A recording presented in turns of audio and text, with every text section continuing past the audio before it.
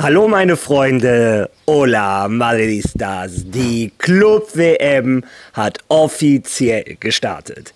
Dieser Wettbewerb, der, seien wir ehrlich, uns Stand heute noch nicht so viel bedeutet, aber weiß Gott, vielleicht in 20 Jahren der wichtigste Wettbewerb in der Welt des Fußballs ist. Das ist immerhin eine WM, es dürfen nur die besten Vereine ihres Kontinents an diesem Turnier teilnehmen und weiß Gott, vielleicht sind wir dabei, während Geschichte geschrieben wird. Ja, und zu dieser Club-WM kommen 2 neue Kategorien in meinen Videos. Während dieser Club-WM wird es immer die Kategorie geben, Club-WM, ist ja logisch, und die Kategorie Zuschauerkommentare. Denn während der Club-WM werde ich jeden Tag mindestens einen von euch auswählen, einen von den Kommentaren, und werde die beantworten, darüber reden, wenn es eine Frage ist, etc. Also, wenn du Teil dieses Videos sein möchtest, dann nach dem Video runtergehen und schreib deinen interessanten Kommentar, eine interessante Frage. Alles könnte es sein. Ja.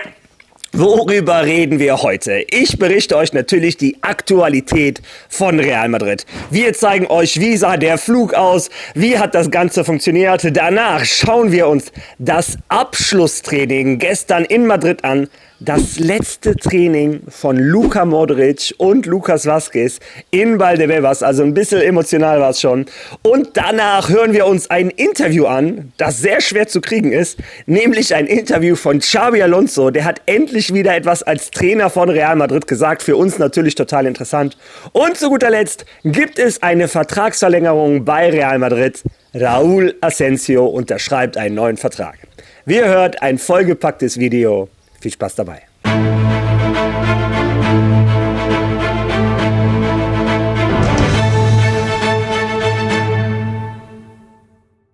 Derzeit ist Real Madrid auf dem Weg zur Club-Weltmeisterschaft. Dies sind die neuesten Bilder der 34 Spieler, die Xabi Alonso zu seiner ersten Herausforderung als Trainer der ersten Mannschaft von Real Madrid mitnimmt. Erster Halt für sie alle, Miami.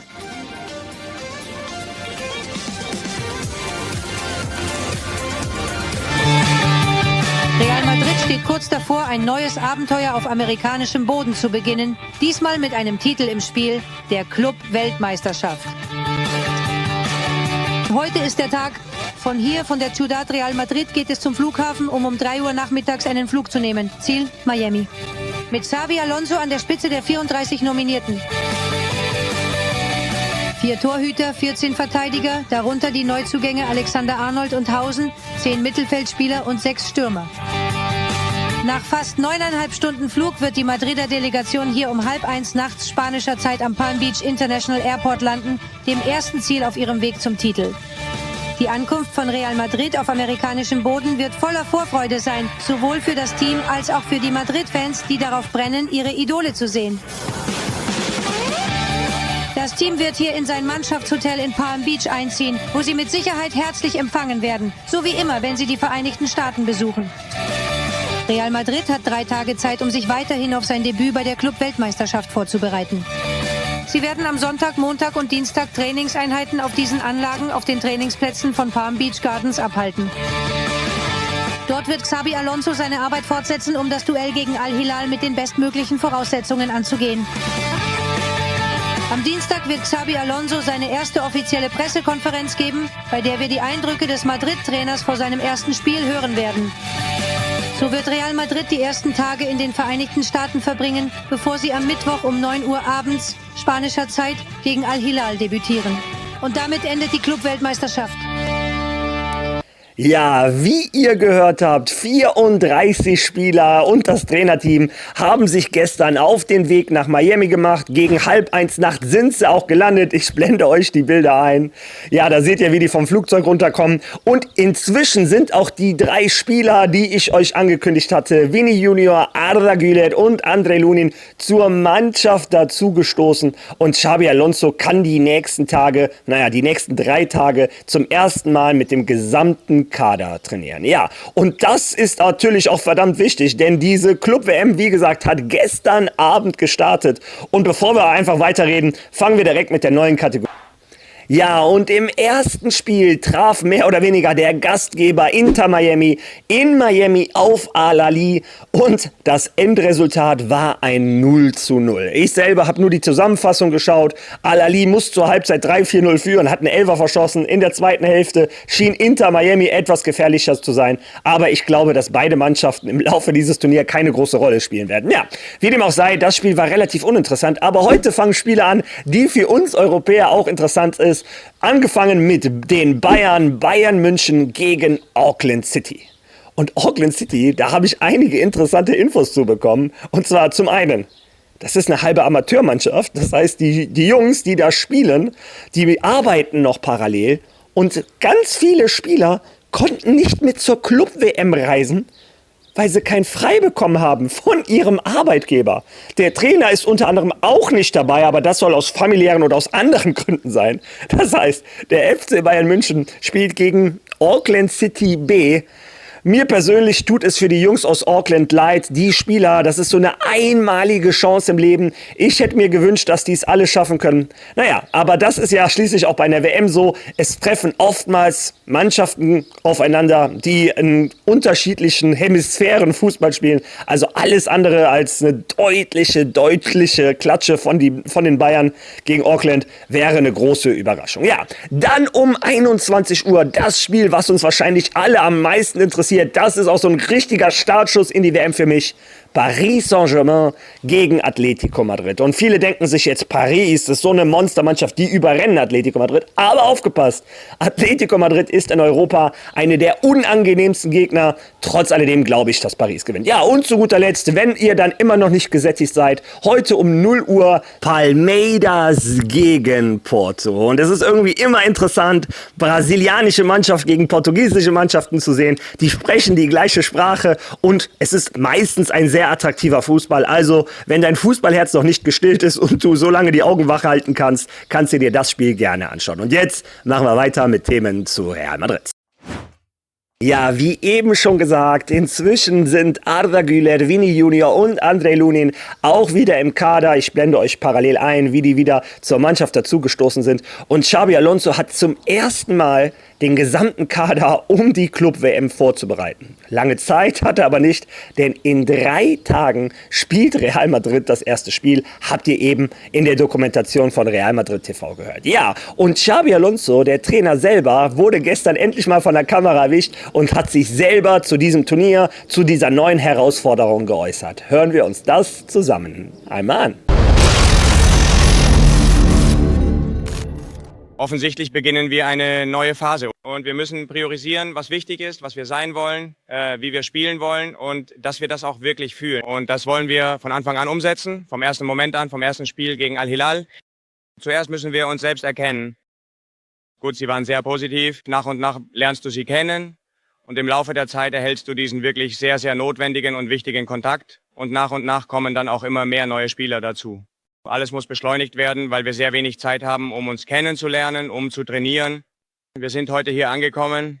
Heute kommen Lunin, Vini und Ada hierher und wir werden anfangen, ein Team zu formen. Und wir haben 3 Trainingseinheiten vor dem Spiel. Aber wir kommen mit viel Motivation, mit der Hoffnung, ein gutes Turnier zu spielen und es bis ins Finale zu schaffen. Ja, wie ihr gehört habt, eine Riesenillusion. Aber was mir am meisten gefallen hat bei diesem Interview, wir müssen wir selber sein. Wir müssen uns selber finden.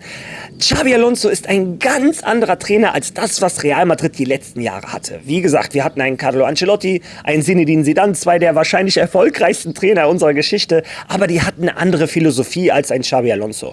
Die waren eher der Papa-Typ, der Kumpeltyp, die Jungs konnten sich kreativ entfalten etc. Aber Real Madrid hatte keinen Fußball, der wiedererkennbar war. Es gab nicht dieses hohe Pressing.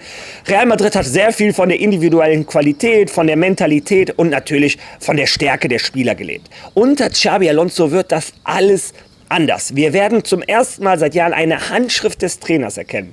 Er übt unentwegt dieses hohe Pressing, das klare Ball herausspielen von hinten nach vorne, die gleichen Laufwege. Jeder Spieler soll genau wissen, zu welcher Zeit er sich auf welcher Position des Feldes zu befinden hat. Es ist einfach komplett gearbeitet und das ist eine Sache, die wir bei Madrid die letzten Jahre vermisst haben. Ja.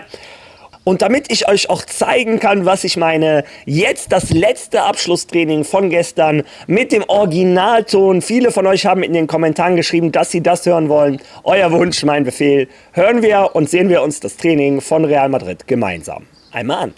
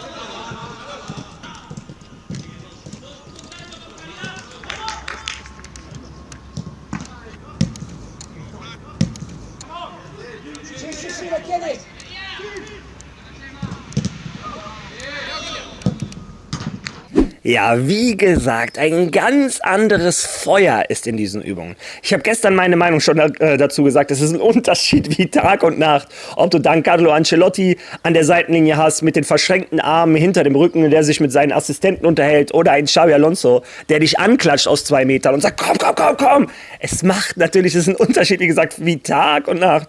Und dazu, in diesem Sinne, habe ich mir auch die Zuschauerfrage ausgesucht. Die passt ein bisschen zu diesem Konzept. Schauen wir uns die mal an. Und zwar schreibt der liebe Yilibas Türk, man bekommt bei Xabi allgemein das Gefühl, dass endlich bei Real Madrid richtig geschuftet wird. Bei Carlo sah man häufig ein Spiel auf 2 Tore, auf engem Raum und sonst nichts. PS, Holy Madrid. Ja.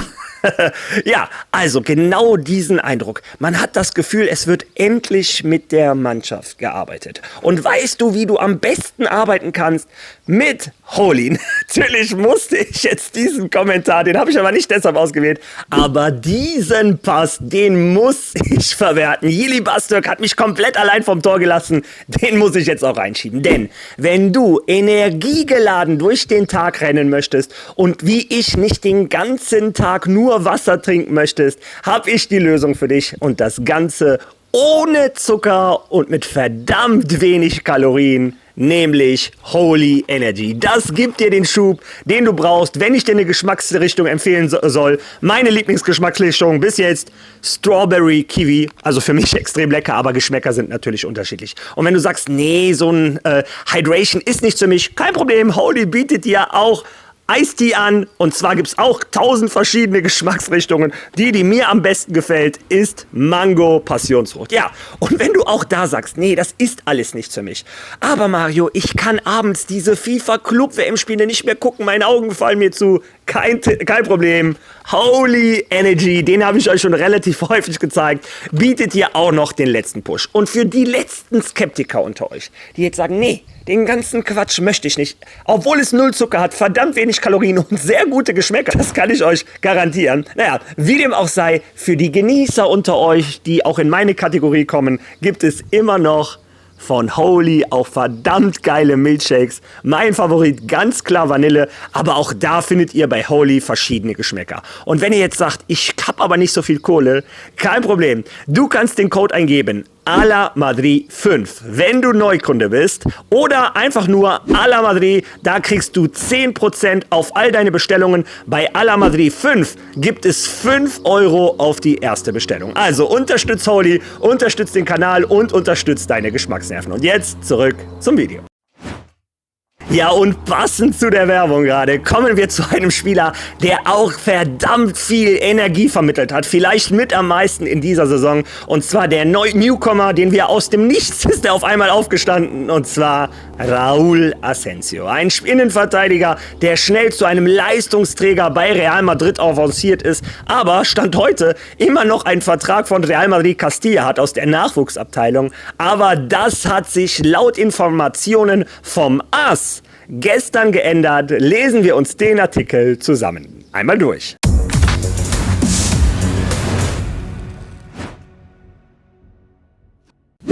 Asensio verlängert bis 2031. Laut AS hat Asensio seinen Vertrag bei Real Madrid bereits bis 2031 verlängert. Er erhält eine Gehaltserhöhung und eine Klausel in Höhe von 1 Milliarde Euro. Real Madrid sichert sich Innenverteidiger für die Zukunft. Wie AS erfahren hat, hat Real Madrid mit der Verpflichtung von Huijsen, der bis zum 30. Juni 2030 unterschrieben hat, nun auch eine Vertragsverlängerung mit Raúl Asensio bis 2031 abgeschlossen. Mit einer deutlichen Gehaltserhöhung aufgrund seiner starken Leistung in dieser Saison und einer Galactico-Ausstiegsklausel in Höhe von 1 Milliarde Euro. Sein Marktwert auf der Fachwebseite Transfermarkt beträgt dem neuesten Update zufolge 40 Millionen Euro. Mit Asensios Vertragsverlängerung und der Verpflichtung von Huijsen sichert sich Madrid eine Innenverteidigerpaar für 5 Jahre. Naja, ich würde sagen für 10 Jahre mindestens, oder 15 vielleicht, egal. Und zwar für die Nationalmannschaft, wo sie gegen Kubasi antreten werden. Finde ich lächerlich. Ich glaube, in der Nationalmannschaft tritt keiner gegen keinen an. Ich glaube, da treten die mit Kubasi an und versuchen für Spanien die besten Ergebnisse rauszuholen. Also ich mag es nicht, wenn man da versucht, Leute gegeneinander aufzuhetzen. Raúl Asensio absolvierte in der Saison 24/25 23 Spiele für Real Madrids erste Mannschaft. In der La Liga stand er dabei 18 Mal in der Startelf und spielte 1671 Minuten. Sein Debüt gab er am 9. November 24 als Einwechselspieler beim 4:0-Sieg gegen Osasuna, wo er eine spektakuläre Vorlage für Jude Bellingham lieferte. Seinen ersten Einsatz in der Startelf gab er am 24. November beim 3:0-Sieg gegen Leganés. Zwischen La Liga, Champions League, Copa del Rey und Intercontinental Cup hat Asensio wettbewerbsübergreifend 42 Spiele bestritten, insgesamt mehr als 3000 Minuten auf dem Platz verbracht und eine optimale Leistung gezeigt, die von Real Madrid belohnt wird. Ja, gute Nachrichten für Asensio-Fans, für Real Madrid-Fans. Raúl Asensio unterschreibt einen neuen Vertrag bis 2031 und ganz ehrlich, ich bin der Meinung, das hat sich dieser Junge verdient und zwar da, wo es drauf ankommt, auf dem Platz. Ein Raúl Asensio hat mich persönlich bei der zweiten oder der Nachwuchsmannschaft von Real Madrid, Real Madrid Castilla, nie so zu 100% überzeugt. Aber ich sag's immer wieder, es gibt Spieler, die wechseln nach Madrid und die sind ein bisschen erstarrt von der Größe des Vereins. Aber es gibt Gott sei Dank auch immer die Spieler, die bei Real Madrid ankommen und dann den nächsten Step in ihrer Karriere gehen. Und Raúl Asensio ist ganz klar einer von den zweiten Kandidaten. Ein Niveau, was er gezeigt hat, was mich komplett erstaunt hat, von A bis Z. Er hat mich teilweise an Sergio Ramos erinnert, mit seiner Aggressivität und dann auch noch mit seinen Diagos, mit seinen langen Bällen, das Tor, was er gegen Jude Bellingham oder für Jude Bellingham vorlegt. Der absolute Wahnsinn. Er hat gegen die weltbesten Stürmer, gegen Haaland etc., Darwin Núñez, okay, der ist nicht so gut wie Haaland, aber er hat gegen die besten Stürmer der Welt verteidigt und man hat gesehen, der Junge kann nicht nur mithalten, der kann solche Duelle auch dominieren.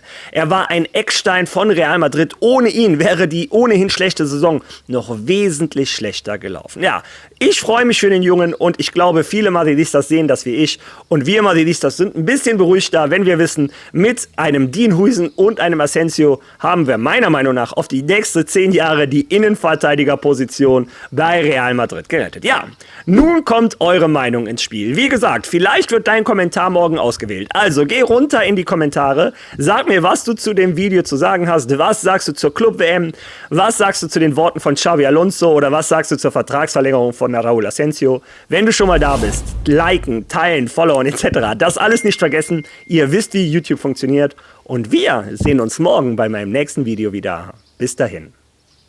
A la Madrid!